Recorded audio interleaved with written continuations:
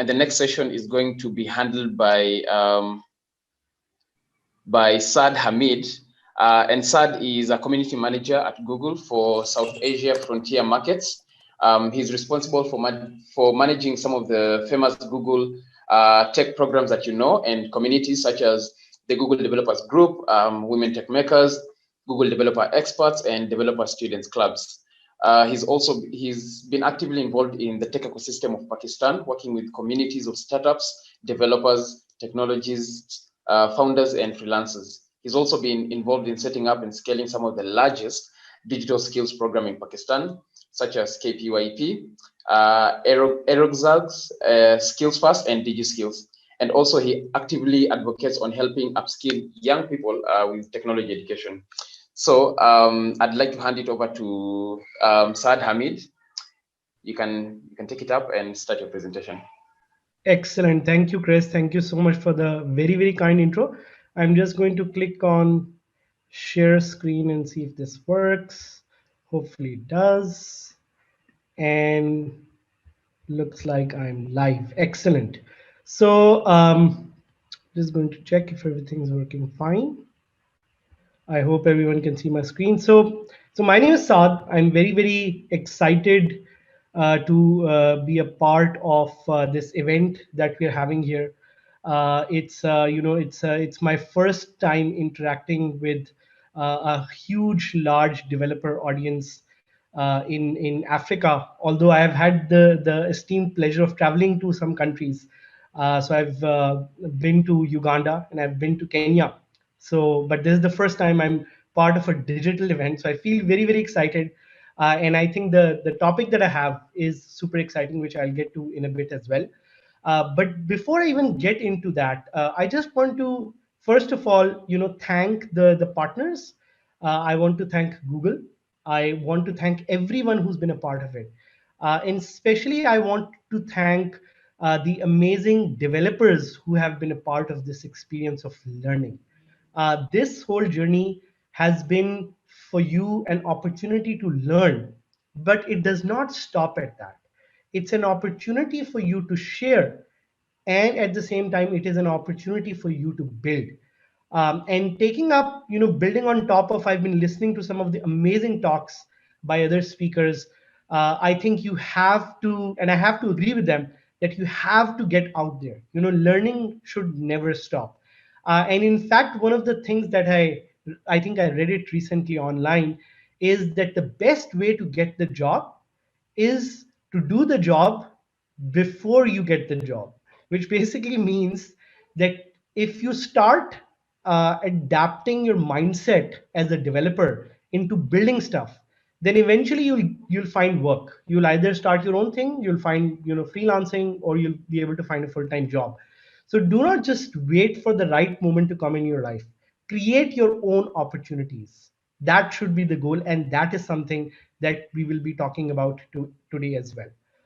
Um, so my topic in particular for today is on building your career as a remote freelancer. And as Chris, introduced before as well, my name is Saad. Why I think I'm the best person to tell you about this is because this is a topic that I'm not just passionate about, but something that I've been doing for a very, very long time.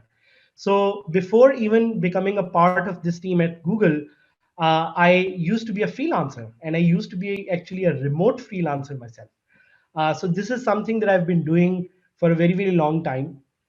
This is something I'm experienced with, which is why I want to share it with you folks. And especially after the pandemic, when the world has completely changed, there is no longer the concept that you need to do a job by physically being at one place or by physically going to an office. This is the future opportunity that we have. So I used to say at one point that the future of work is remote, but I think that's not the case anymore, because the present of work is remote. There are developers, there are people in tech who are working remotely, who earn a full, complete living or a lifestyle remotely, and it's working out pretty fine for them. So why should you not be able to capitalize or make use of this opportunity? So that is something I want to discuss, and I hope that you keep posting your questions. I would love to get to them later as well. But this is going to be our topic for today. So let's jump in. Traditionally, if you look at the how freelancing or developers have worked, is that they have been able to follow two main paths. One of them is being an on-site developer. So what does an on-site developer means? It basically means that you go physically to an office and you work from there, right? That used to be the traditional way of working. The other one has been that you would be a product entrepreneur. And what that really means is that you are building a technology of your own. So those are the kind of the two traditional paths. If you look at the history, or if you look at how uh, traditionally developers have been working. So the on-site developer is actually working for someone else. They're working for a company, but they're going physically to that particular office. In case of the product entrepreneur, usually they are trying to build a product of their own. But because they are a developer, so they are going to build something technical, but they are going to build a technical thing of their own. So these are the two traditional paths that we have seen so far. Um, but as the world changes, as the world becomes more remote, as the world becomes more connected, there's a third category that is slowly emerging, and that category is called remote freelancing. And what that category is about is that you get to do the work that you would do as an on-site developer or as a product entrepreneur, but you can do it from the comfort of your home. So you don't need to physically go somewhere. You don't need to be physically at some place. You can just do it at your home. Literally, like I'm, speaking to you, even though you're thousands of miles away from my home. So it's kind of the new way of working, also known as the future of work.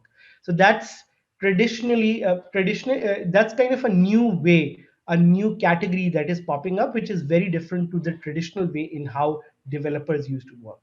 And I'll be discussing shortly, like what are the pros and cons, and what are the opportunities of this new thing that is known as freelancing, which I'm pretty sure everyone is very excited to know, because it helps you earn your own living, and it helps you earn a very interesting lifestyle as well. So let's look at some of the numbers. Let's look at some of the stats, and these are only for US right now. I'm pretty sure if you go online and if you look at some of the freelancing stats or some of the freelancing numbers for different countries or even for continents, you would be able to find more data. But this is the data that I could find specifically for America, for the US. So it says that freelancing in America in 2019 um, was nearly at $1 trillion. Just try to imagine the gravity of that number. Just try to imagine the gravity of opportunity that you have with freelancing. And I would not be surprised, because we are about to end 2020 and we are about to enter 2021, that this number might have doubled by then. This number might have doubled to almost 2 trillion. So just look at the opportunity that is now available using freelancing. And the report says that 50, almost 60 million Americans have freelanced. Freelancing income is the opportunity is up to $1 trillion. Younger generations are more likely to freelance, and that could be obviously because they're more accustomed to using technology. They're more open to using technology. So this is my shout out to the millennials and the Generation Z who are trying to get into this. And soft skills really matter. So if you've been listening to the talks at this event, at this conference, I've been listening to some of them. Every speaker has emphasized that soft skills really matter. And that's why tech is this great enabler that allows you to do freelancing. So one of the things, and this is something we'll discuss in detail going forward as well, that there are some requirements of how you can start as a freelancer or how you can get into it. Technology, fortunately or unfortunately, is going to become a very integral part of it. So you have to make sure that you are very equipped with technology and that you use it, or you are in an environment where you are able to use technology a lot. So let's get to the first and most important question. How can you choose a career as a freelancer? And I'm sure this is a question that most of you think about. That how can you just dive in? How can you actually do this? What are the steps? What should be done to actually get into freelancing? And actually, we did a survey to see how many of you know about freelancing, or how many of you are already into it. And based on the responses we received, I think 60% of the audience has still not tried freelancing, which is a huge opportunity for all the developers in Africa to get into this, to make money from this, to change their lives with freelancing as an opportunity. So let's get to the steps. How can you choose a career as a freelancer? So the first thing is, the most important thing is to find a skill you love. And that sounds like a cliche, right? Because you've learned these different skills, but only one of those skills is the skill that you can spend your day and night on. And this obviously depends on your aptitude and your interest. So here are a few technologies that I've mentioned. So for example, you love building apps, so you could maybe be a Flutter developer. Or you love building Android apps, and you could learn Kotlin. Or you love to deploy serverless multi-scale applications, so you could go into Google Cloud for that, or any other technology for that matter. But it is important to find a skill that you love, and especially for freelancing. Why? Because at the end of the day, you are going to be doing a lot of this work, and you're going to be doing a lot of this work repeatedly. So unless you find a skill, or unless you find an area that you love, you will not be able to build a sustainable career out of freelancing, because you will have to constantly do these kind of projects. So make sure to take your time. There is no rush, and pick a skill that you love. And especially for developers, I know this because I'm a developer myself. It takes time to find a technology stack that you are comfortable with. Some of us get into web and eventually find out that we are more of backend people. Some of us get into backend and eventually find out we are more visual people, so they go back into front end.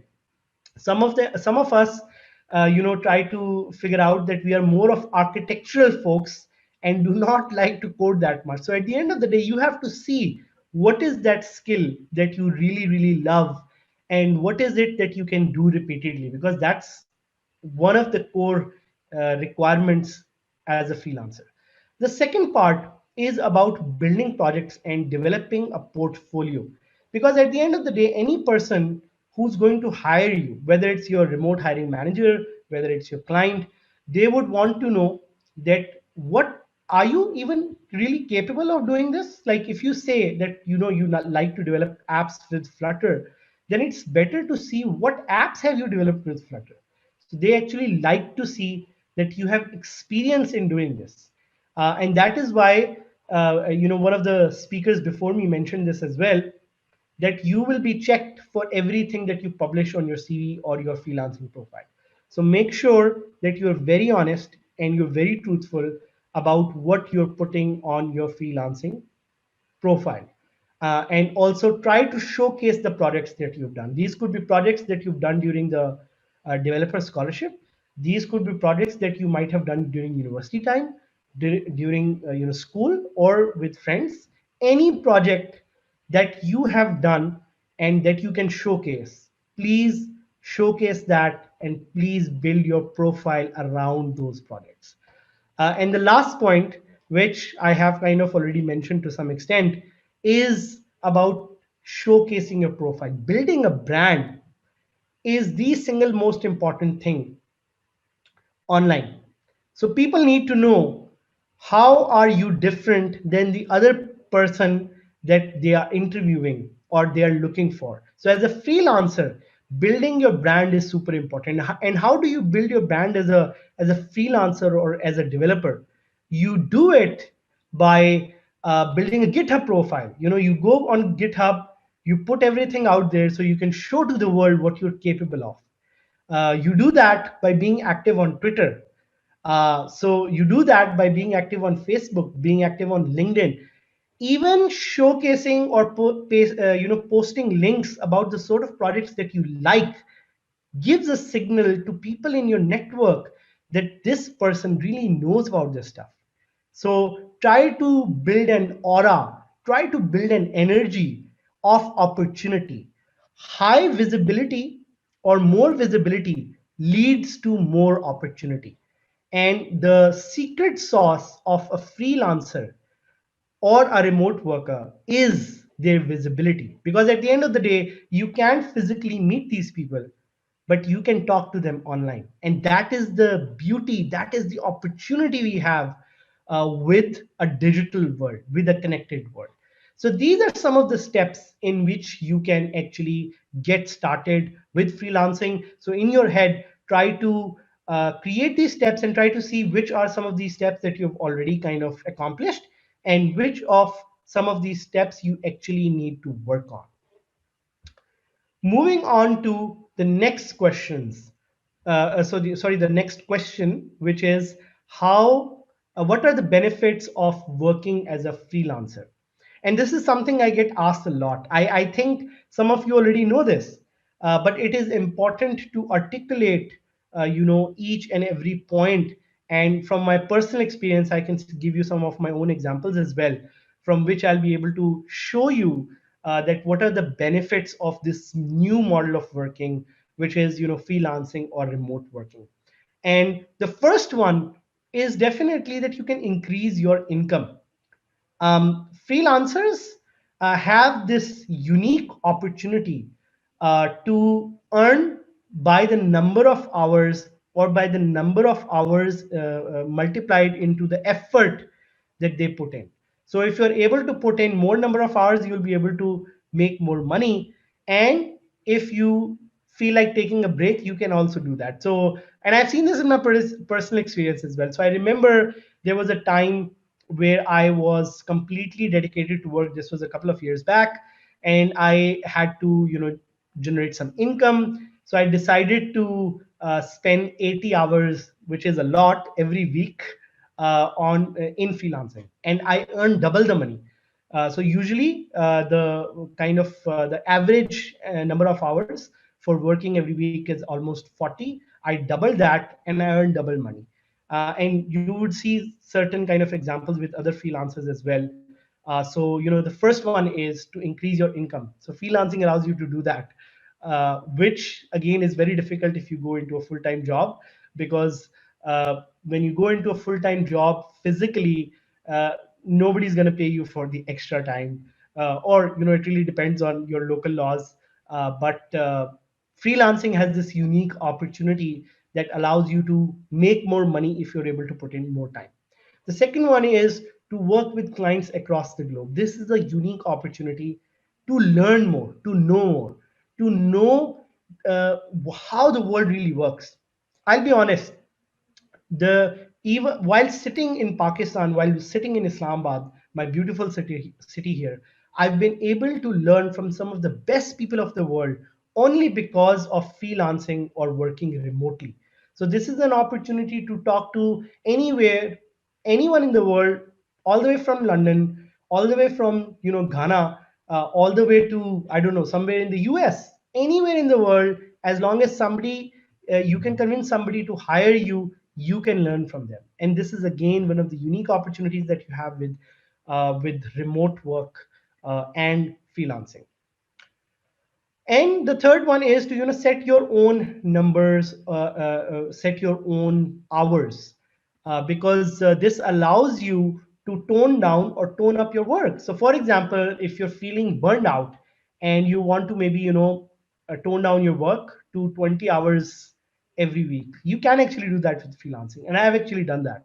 So I wanted to do a trip across the north of Pakistan, which is a very beautiful place, lots of mountains, and I did have connectivity, but I could spare only 10 to 12, 20 hours every week. So I told that to my client, and that's how I was able to tone down my work. So and this is like a few years back. So this is something that actually worked for me when I was working as a freelancer. And the last point is about finding projects that may not exist locally, which is the most unique opportunity that exists in freelancing. That you can work for anyone, anywhere in the world. You can work on some of the most cutting edge projects. You can work for some of the top companies in the world. You can work on anything as long as you want to contribute. And I would encourage the amazing developers in Africa to be a part of the online hackathons, the online opportunities, the online challenges that are out there, because there is no reason why the world should not learn from the innovation and the talent in Africa. So this is my kind of request to you, and my invitation to you to please opt for freelancing and remote work, so you can show your talent and your opportunity to the world. So with that, I think that's kind of like a summary of what are the benefits of working as a freelancer. So we move on to the next one, which is the requirements. And this one you're probably already familiar. I'm just going to reiterate that you definitely need a very good computer and internet connection. Your internet connection should be good enough that you're able to take video calls, because video calls are going to be a very important part of your whole freelancing or remote working experience. And then email access, having access to Skype, G Suite, depending on what your client or your manager kind of offers you. English language is important, and I can tell you this as a challenge myself, as someone who does not have English as their first language, but the online world requires you to converse in this language. So if you're not good at it, you can start talking more to be good at with this or improve this. But English language is the language in which you're going to connect to the global world. Have a very ready to work attitude. Do not make your client or do not make your manager chase you. In fact, you should be the one chasing your manager or your client. That's how freelancing and remote work actually works. Because remote work requires you to be very, very disciplined. It requires you to have passion. It requires you to be very productive. So you should be able to manage your work. And the last point is, having very, very strong skills. So deliver quality work.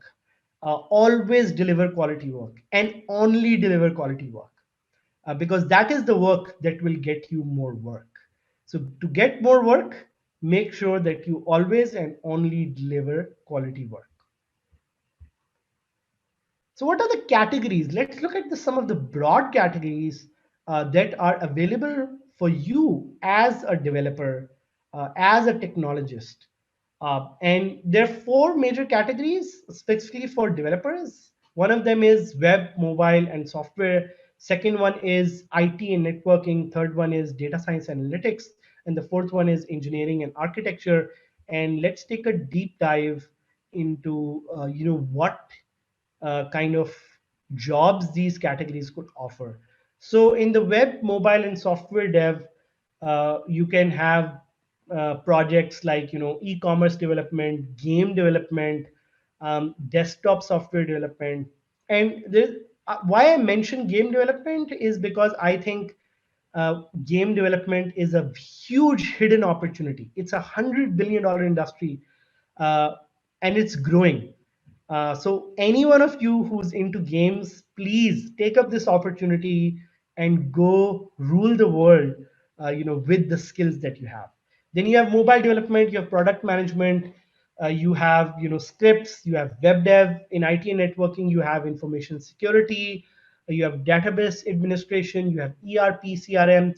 In data science, all the way from data visualization to data mining, machine learning, quantitative analysis, or in other words, the skills of the future. So if any one of you is into exploring these skills, I would highly, highly recommend you to go and look up these jobs or these opportunities that are available in freelancing or remote work, especially for developers. And then you have engineering and architecture, which has its own opportunities that you can go and explore. The purpose of this presentation here is just to give you a little bit of a taste of what are the different opportunities available online if you want to work online. So now let's talk about the platforms. The platforms are important, right? Because at the end of the day, let's say you're ready to work. Where do you go? How will you find work? So I have a few sites here, but trust me when I say this, there's a lot of other sites available online where you can go and find work as well. So do not feel limited to these sites only. There are lots of other sites as well. I'm pretty sure there might be some Africa specific freelancing site as well, or someone might be building it. I think it's a $1 billion opportunity. But just to mention some of these, we have the first one here, the logo on the left, which is the freelancer.com. And the second one is the green logo that you see in the middle is upwork.com. And the third one that you see is fiverr.com. And these sites are very different in how they operate. They have a different model. So in some of these sites, you will have to go and post a proposal to be able to get a project. In some of these sites, you will have to go and set up a gig so your clients can actually discover you. But as I said, do not limit yourself to these sites. There are a lot of other sites from which you can go and where you can tell about your skills and you can get hired. I'm sure a lot of you people know about Reddit. I have heard stories of developers who are very active in sub channels of Reddit, and that's how they met someone and they were able to find a client or someone to work with. So there are again hundreds and thousands and millions of opportunities available on the internet. These are just some of the examples that I wanted you to know about. And remember that at the heart of any freelancing experience or any remote work experience, building a great profile is super important. And this example that we have in the screenshot here is of upwork.com. So in Upwork, you usually have a profile which looks something like this. And some of the tips that I've mentioned for you are that successful profiles should be complete and accurate, painting a compelling picture of your skills, services, and accomplishments. Keep this in mind. That it should be complete. Have a good photo. Add your full name. Add your full details.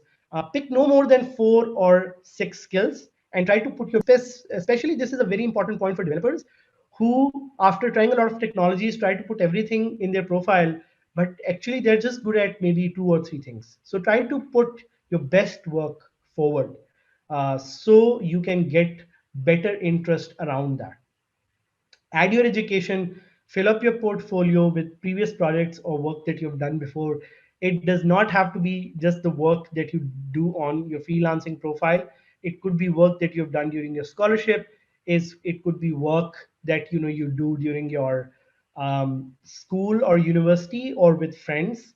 And I'm reading a little bit of the chat, as well. And there's a question on, is freelancing the right path for newbies? I think it's the best new path.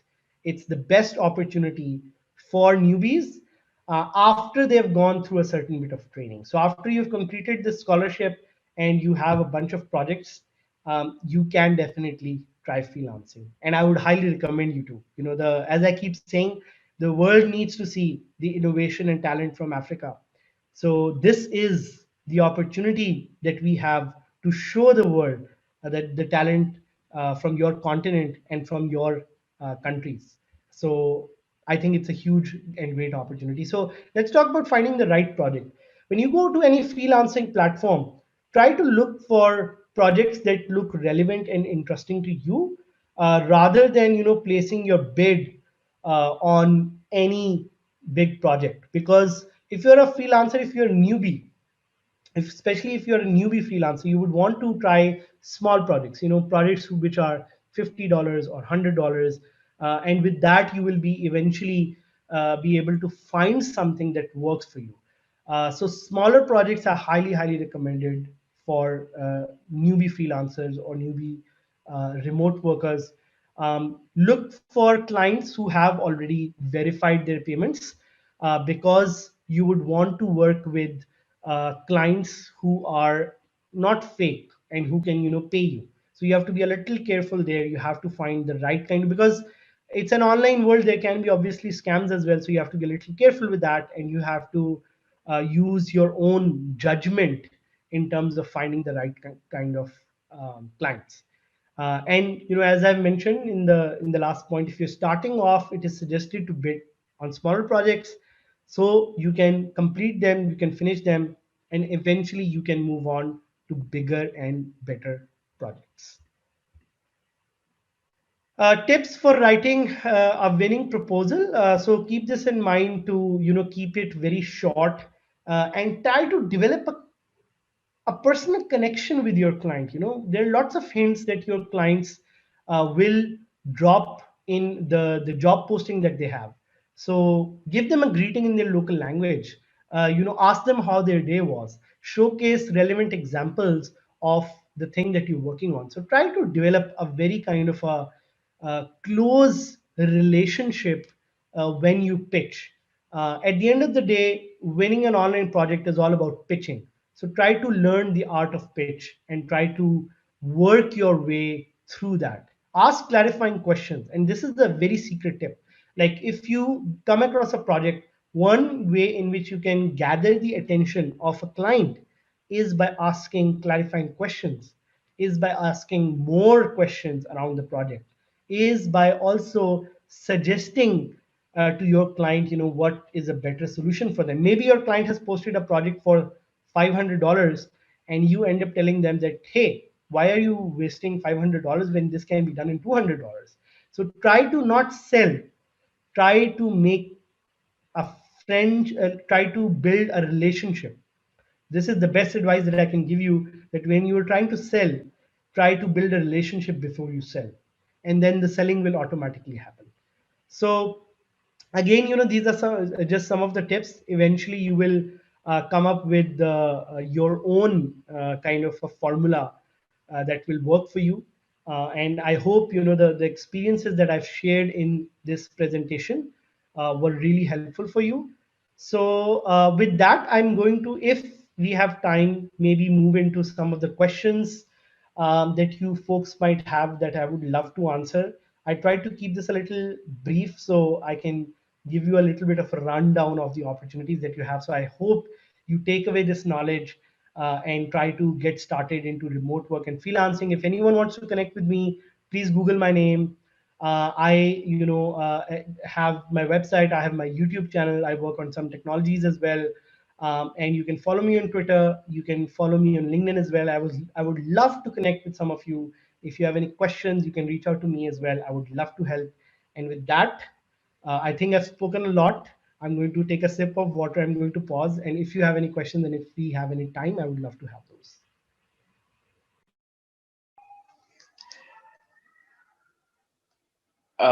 Amazing, amazing. Sad, that was a really interesting session. I can definitely tell from the reactions on both YouTube and Slido.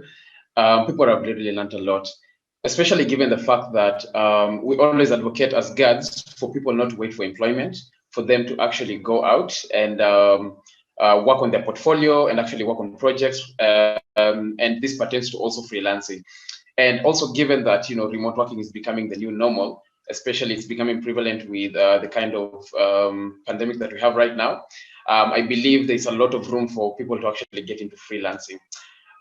So people have been asking questions all through, but the interesting thing is that you've actually covered most of them in your presentations as you just continue presenting, especially for newbies. So the one question maybe that we'd want to ask her, so many people in GADS are going to be newbies to freelancing. So apart from the tips that you've actually given them in terms of building their profile, are there any other ones that you feel can actually get them up to par and up to speed with freelancing in a quick way? Excellent. Thank you for asking that. I think for the young developers who have learned technology, I would actually suggest them not to jump into freelancing maybe right away, and taking some time to understand what technology they're comfortable with. Also, because freelancing requires the art of negotiation, the art of selling, the art of pitching, which is maybe a little bit, too much for a very new freelancer who's already trying to learn technology, right? So for the new folks, I would highly recommend and encourage them to spend more time building stuff, because at the end of the day, what's going to get you the job or what's going to get you the freelance project is what have you built.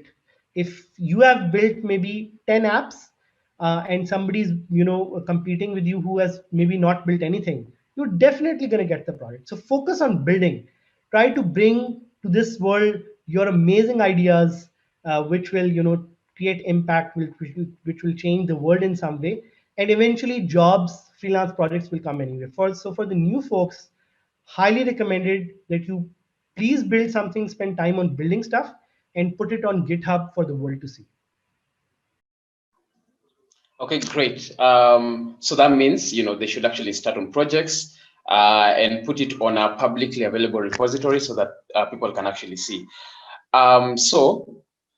Another question might be, these skills that they are actually building upon and the projects that they work on, what is the best way they can actually showcase them in order to win a project to a freelancer? You mentioned one of them is putting them on GitHub and then maybe linking it to your profile.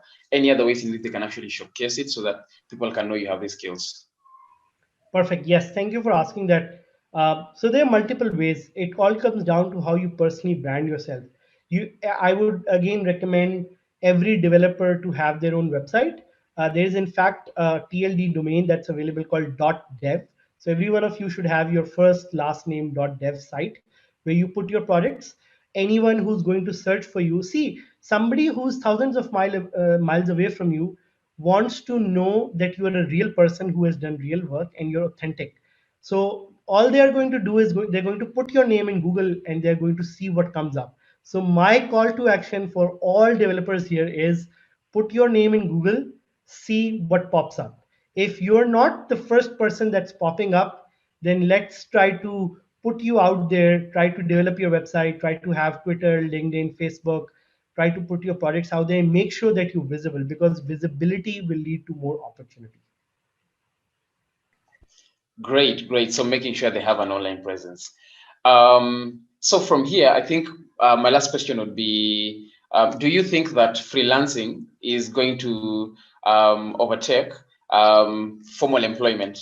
Do you think that is something that is the future of quote unquote employment? I think it's maybe not going to overtake, but rather create a parallel stream of its own. So you have seen during the pandemic that a lot of companies said that, hey, why are you coming to office? Why don't you just work from home? So we have seen this trend in the world that there is a whole parallel way of working that's popping up, which is remote working. In freelancing is a form of it as well. So I think the pool for this is going to grow more and more, which means any freelancer or any developer sitting anywhere in Africa would have no limitations to work for any big company in the world. So I think this is going to stay on. This is going to evolve more, and I was so inspired by talking about this to the amazing young developers. I've been seeing their chat. I think it's a great community that you folks have out here. I'm really, really excited to see what you folks bring to the world. Amazing. So Sad is saying he's actually definitely looking out for your project, so do it big. The last comment that we would have is from one of the learners, which we happened to actually notice. He's saying, joining in on GADS remotely has provided a first-hand insight into all the truth that Mr. Sad has graciously expressed to us. Thank you for all the tips, sir. You are a role model to us. So that is from Udofa Williams. Yeah, just one comment for you. Excellent. Thank you so much, and thanks to you. Thanks to everyone who let me be a part of it and share my knowledge. Very inspired and very honored. Oh, great, great. So that was it for Sad's session. You can check it up on his slides. He had shared his contacts and ways in which you can actually reach out to him on the socials.